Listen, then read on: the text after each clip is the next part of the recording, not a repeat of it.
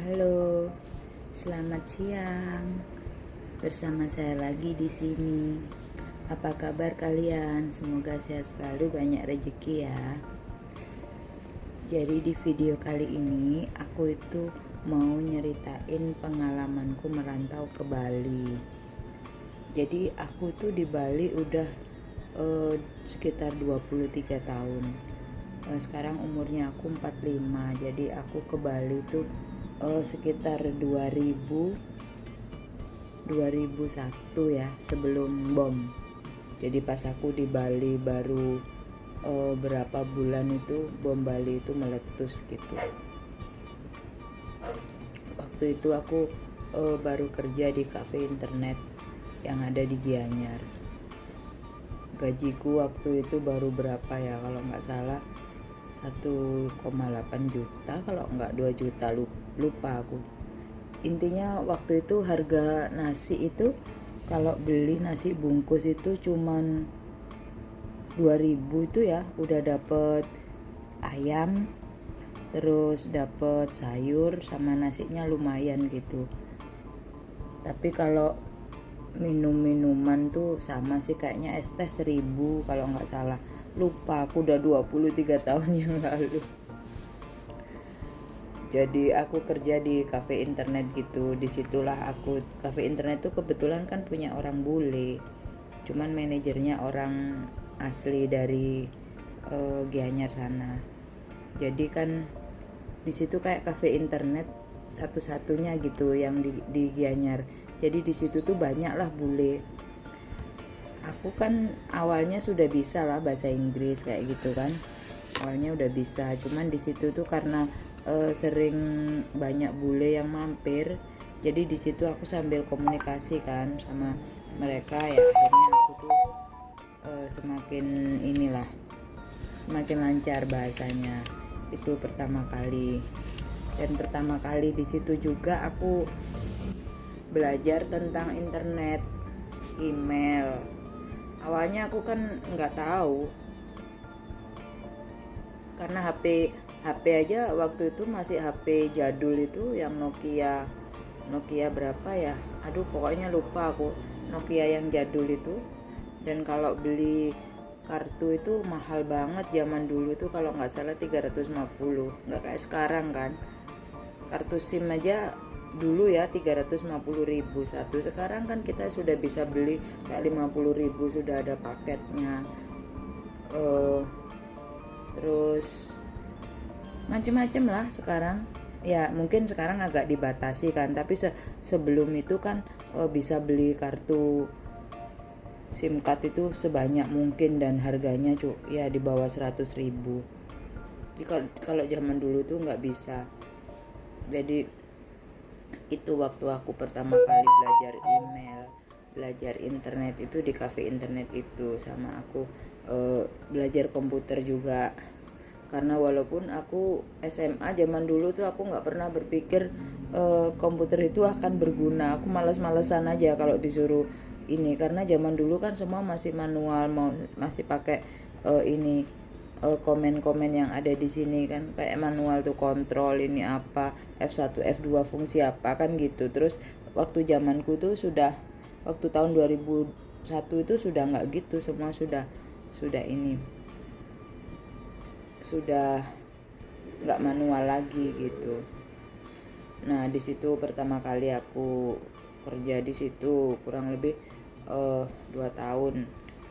Setelah itu aku pindah ke Ubud. Di Ubud itu aku kerja apa ya waktu itu ya, lupa aku, kayak kerja di salon apa di warung lupa. Jadi dari situ aku habis itu kerja di salon sama temenku. Aku jadi belajar semuanya mulai dari nol tuh, mulai motong rambut, rebonding, semua, pokoknya semuanya deh, sampai aku bener-bener bisa. Akhirnya aku bisa buka salon sendiri. Itu aku bisa buka salon sendiri, bisa ngasilin duit sendiri ya. Cuman waktu itu memang aku nggak bisa ngatur uang kan, karena masih muda. Uangnya pakai pulang bolak-balik ke Jawa kayak gitu. Terus sesudah itu aku buka salon sudah. Setelah itu aku sempet juga buka warung makan. Jadi aku tuh jualan lalapan, jualan es campur, es buah kayak gitu. Terus sempet juga aku di sebelah itu kan dijual itu laundry, sempet juga buka laundry ya. Laundry zaman dulu kan nggak kayak sekarang ya. Dulu belum banyak ada laundry, jadi masih lumayan lah kita bisa antar jemput, pelanggan tuh masih banyak. Kalau sekarang laundry udah di mana-mana, udah berkeliaran kan. Itu habis buka laundry, habis itu terus aku, oh ya, di laundry itu sebelahnya kan ada warung. Nah ada warung itu banyak tuh orang-orang broker tuh kan belanja di warungku. Mereka ngomongin uang ratusan juta, komisi 1 miliar kayak gitu kan. Aku tuh kepingin, aduh apa ya ini. Dari situlah aku akhirnya belajar belajar jadi broker. Jadi siapa aja aku tanyain gimana caranya. Jadi bener-bener dari nol aku tuh belajar broker itu. Jadi dari pertama aku nggak tahu apa-apa sampai akhirnya ada temenku rumahnya dijual, ada tanahnya dijual kayak gitu. Akhirnya ada tuh pelangganku satu namanya Papa Niko. Dia itu sudah ditipu pacarnya yang pertama, yang kedua dia itu cuma punya tanah satu-satunya yang ada di Singaraja. Nah dari situlah aku tuh coba tawar-tawarin ke orang. Nah aku kebetulan kenal tuh sama dokter itu yang biasa aku ketemu lah di daerah situ. Aku tawarin, ini ada tanah di Singaraja sekian are. Terus dia bilang, aku mau lihat gitu. Setelah dilihat, kan itu awalnya ditawarkan sekitar 500 juta. Dilihat, enggak dilihat sih, dilihat sertifikatnya semua. Terus dia kan dengar katanya mau ada pembangunan wilayah Bali Utara gitu kan. Akhirnya dia bilang gini, ya udah kalau boleh ku beli 250 juta cash gitu. Terus komisi kamu aku kasih 2,5% kayak gitu dia bilang. Ku sampein lah sama Papa Niko. Akhirnya Papa Niko pikir lama tuh, naik turun karena dia tuh sudah kepepet uang dan dia itu harus pulang ke negaranya karena dia itu mesti bayar pajak dan lain-lain. Akhirnya setujulah dia. Bareng-bareng kita pergi ke Singaraja itu untuk ngecek tanah. Habis itu langsung transaksi di notaris. Aku dapat 12,5 juta kan, 2,5% dari itu. Aduh seneng banget, padahal ya itu baru pertama, belum tahu apa-apa. Aku tuh memang orangnya gak takut untuk mencoba. Semua aku coba, yang penting kan bisa ngasilin uang kayak gitu. Zaman dulu memang agak susah kita cari uang. Nah sejak saat itu aku tuh terus menekuni itu bidang properti itu. Ya aku banyak belajar lah dari itu, dari notaris itu seperti apa transaksinya, apa aja yang dibutuhkan untuk transaksi di notaris itu, sertifikat itu apa, GS itu apa. Dulu awalnya aku nggak tahu sama sekali, bener. Jadi aku bener-bener belajar dari nol masalah properti.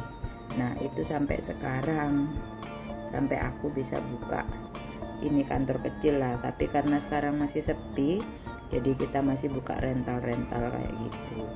Kalau ada jual beli ya oke lah kita ambil. Tapi karena Bali itu masih sepi, banyak yang takut ke Bali karena itulah situasi ekonomi, terus situasi ini juga kondisi negara kita yang ada demo dan lain-lain. Itu makanya mereka ini ya mudah-mudahan nanti bisa kembali seperti dulu.